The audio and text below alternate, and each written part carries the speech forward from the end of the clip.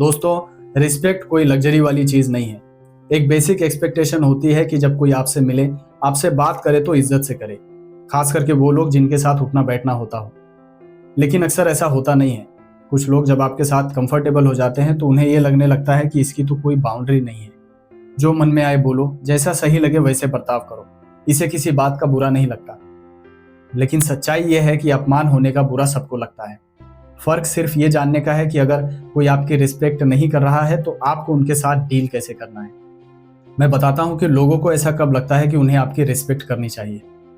तब जब उन्हें यह समझ में आ जाता है कि आप खुद अपनी रिस्पेक्ट करते हो, जब आप उन्हें वो लाइन दिखाते हो जिसके आगे आप बर्दाश्त नहीं कर पाओगे। और अगर आप अपनी बाउंड्रीज क्लियर नहीं करोगे तो वही लोग उस बाउंड्री के पार रास्ता बना के रोज उस पर मटर गश्ती करेंगे। आपके संयम को सिग्नल समझ के हमेशा आपका अपमान करते रहेंगे, आपकी सेल्फ रिस्पेक्ट को ठेस पहुंचाते रहेंगे। मैं मानता हूं हर कोई ऐसा नहीं होता। कुछ लोग होते हैं जो हर किसी की रिस्पेक्ट करना जानते हैं, लेकिन कुछ लोग ऐसे भी होते हैं जिनको हर किसी को नीचा दिखाने में मजा आता है। हर किसी का मजाक उड़ाना, उनके कामों को छोटा गिनाना, इन चीजों से उन्हें किक मिलती है।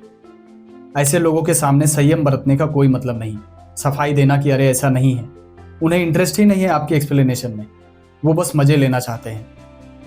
और सच बताऊं तो ऐसे लोगों को जब आप वो बर्दाश्त वाली लाइन दिखा देते हो तो शायद वो आपसे बात भी ना करें, क्योंकि अब उन्हें आपकी बेइज्जती से ज़्यादा खुद की इज्जत की चिंता होने लगती है कि कहीं अगर इसकी लाइन क्रॉस हो गई तो ये मेरे इज्जत की लंका ना लगा दे। रिस्पेक्ट मांगने से नहीं मिलती दोस्तों, लोगों के लिए एक बाउंड्री बनानी पड़ती है। जब तक लोग उस बाउंड्री के बाहर हैं आपकी रिस्पेक्ट होती रहेगी, लेकिन जैसे ही कोई बाउंड्री क्रॉस करके अंदर आ गया, समझ लो खेल बिगड़ चुका है। कई बार लोग ये कहकर निकल जाने की कोशिश करते हैं कि यार मस्ती कर रहा हूँ, सीरियस मत हो जाना। देखो, मैं भी समझता हूँ कि मजाक मस्ती बहुत कॉमन बात है, हर कोई करता है। लेकिन मजाक और मस्ती तभी तक ठीक है जब तक वो आपको इमोशनली तकलीफ नहीं दे रहा है।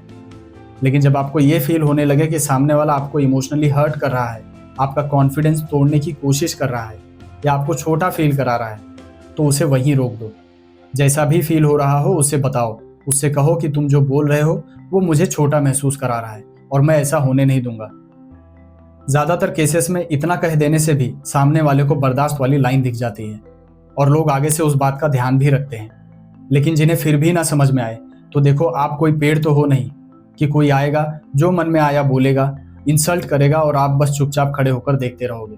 कुछ तो करोगे ही, और अगर आपको तकलीफ हुई है तो फिर कुछ तो करना ही चाहिए।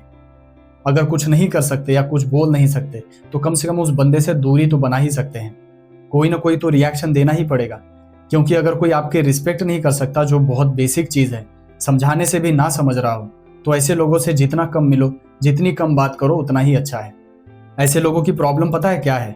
मैं बताता हूँ। उनको आपका रिएक्शन देखने में भी मजा आता है। वो बस आपको छेड़ना चाहते हैं, मजे लेना चाहते हैं। लेकिन किसी का इमोशन कोई मजे लेने वाली चीज तो नहीं है ना।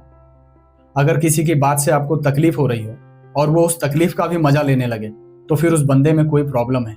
ऐसे लोगों से किसी भी टाइप का रिलेशन रखने का कोई मतलब नहीं है। ऐसे लोग आपकी लाइफ में सिर्फ आपका टाइम और आपकी एनर्जी को खाने का काम करते हैं। भगवान ऐसे लोगों को दूर ही रखे, और अगर गलती से पास आ गए तो पहली फुर्सत में ही आपको उनसे दूरी बना लेनी चाहिए।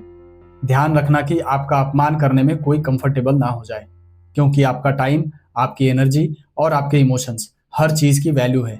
कोई और इन बातों की वैल्यू करे या ना करे, आपको तो करना ही चाहिए।